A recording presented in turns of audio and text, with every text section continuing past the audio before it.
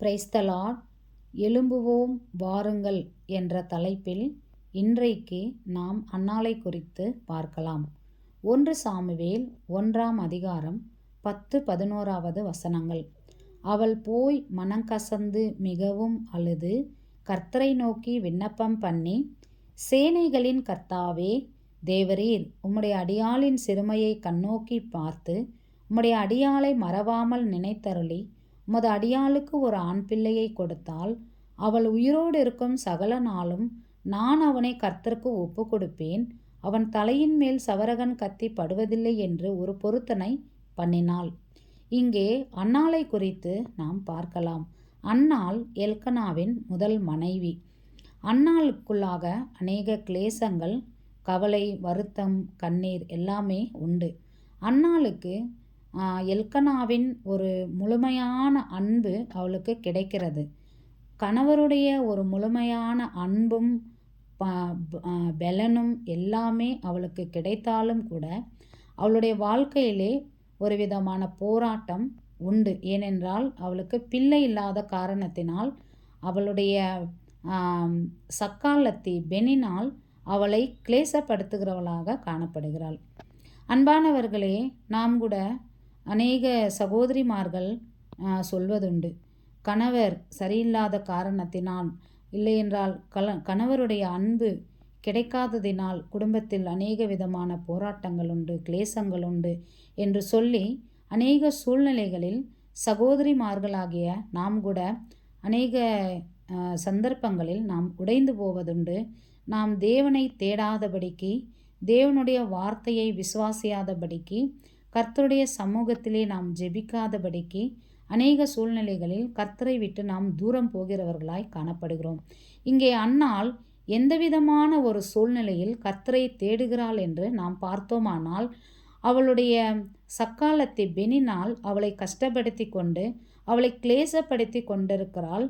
அவள் அழுது கொண்டிருக்கிறாள். அந்த அழுகையான நிலையிலும் அவள் தன் புருஷனோடு சேர்ந்து சீலோவுக்கு சென்று பலியிடுகிறவளாக காணப்படுகிறாள். அது மாத்திரமல்ல, எந்த விதமான பொருத்தனை அவள் செய்கிறாள் என்றால், நான் கர்த்தருக்கு அந்த பிள்ளையை ஒப்பு கொடுப்பேன். அதாவது அவள் தேவை எதை குறித்து இருக்கிறதென்றால், தேவனுடைய வீட்டை குறித்து அவள் எண்ணங்கள், அவள் ஆலோசனைகள் காணப்படுகிறது. தனக்குரிய தேவையை அவள் கேட்கவில்லை. எனக்கு ஒரு பிள்ளையை தாரும், அதை என் ஜீவனைப் போல நான் நேசிப்பேன், நான் எனக்காக வளர்ப்பேன் என்று அவ்விதமான காரியம் சொல்லாதபடிக்கு உமக்கே ஒப்பு கொடுப்பேன், உம்முடைய வீட்டிற்கே தருவேன் என்று சொல்லி தேவனுடைய வீட்டை குறித்து அவள் கவலைப்படுகிறவளாக, தேவனுடைய வீடு அன்றைக்கிருந்த காலகட்டத்தில், ஏலி இருந்த காலகட்டத்தில் தேவனுடைய வீட்டின் காரியங்கள் சரியில்லாததாக, ஒழுங்கில்லாததாக, தேவனை ஆசரிக்கிற காரியங்கள் ஒரு கிரமமற்றதாக, பக்தியற்றதாக காணப்படுகிறதை அன்னாள் வருஷந்தோறும் கவனித்திருக்கிறாள். அதனால்தான் அவள் உம்முடைய வீட்டிற்கே என் பிள்ளையை நான் ஒப்பு கொடுப்பேன் என்று சொல்லி அவள் தன் பிள்ளையை தேவனுடைய வீட்டிற்கு ஒப்பு கொடுக்கிறாள். அன்பானவர்களே, தன் பிள்ளையை அவள் தேவனுடைய வீட்டிற்கு ஒப்பு கொடுத்ததின் நிமித்தம் அவள் கர்ப்பம் மீண்டும் அடைக்கப்படவில்லை. நீங்கள் 1 சாமுவேல் 1ஆம் அதிகாரம் 3வது வசனத்தில் நீங்கள் வாசிப்பீர்கள். 2ஆம் அதிகாரம் 21ஆம் வசனத்தில் நீங்கள் வாசிப்பீர்கள் என்றால், அப்படியே கர்த்தர் அன்னாளை கடாட்சித்தார். அவள் கர்ப்பந்தரித்து 3 குமாரரையும் 2 குமார்த்திகளையும் பெற்றாள். சாமுவேல் என்னும் பிள்ளையாண்டான், கர்த்தருடைய சந்நிதியில் வளர்ந்தான். பிரியமானவர்களே, பார்த்தீர்களா? ஒரு பிள்ளையை ஆண்டவருக்கென்று அன்னாள் கொடுத்ததின் நிமித்தம் அவள் கர்ப்பம் மீண்டும் அடைபடவில்லை. திரும்பவும் ஆண்டவர் அன்னாளை கடாட்சிக்கிறதை இங்கு நாம் பார்க்கிறோம்.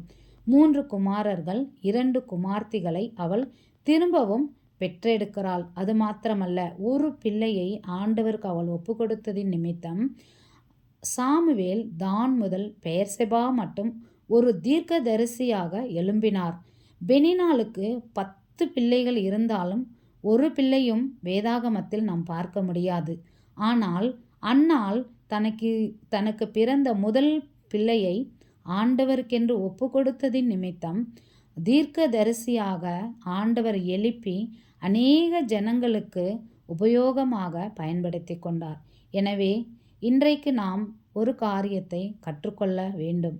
அன்னாளைப் போல கிளேசத்தின் மத்தியிலும் கண்ணீரின் மத்தியிலும் தேவனுடைய வீட்டை நாம் தேடுகிறவர்களாகவும் தேவனுடைய வீட்டின் தேவை என்னதென்று நாம் அறிந்து நம்மை அர்ப்பணித்து நம்மை ஒப்பு கொடுத்து நாம் ஜீவிப்போமானால் கர்த்தர் நம்முடைய வாழ்க்கையிலும் பெரிய காரியங்களை செய்வார்.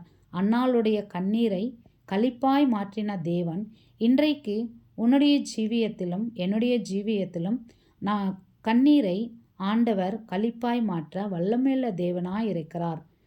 இந்த வார்த்தைகளை கர்த்தர் தாமே ஆசீர்வதிப்பாராக. ஆமேன்.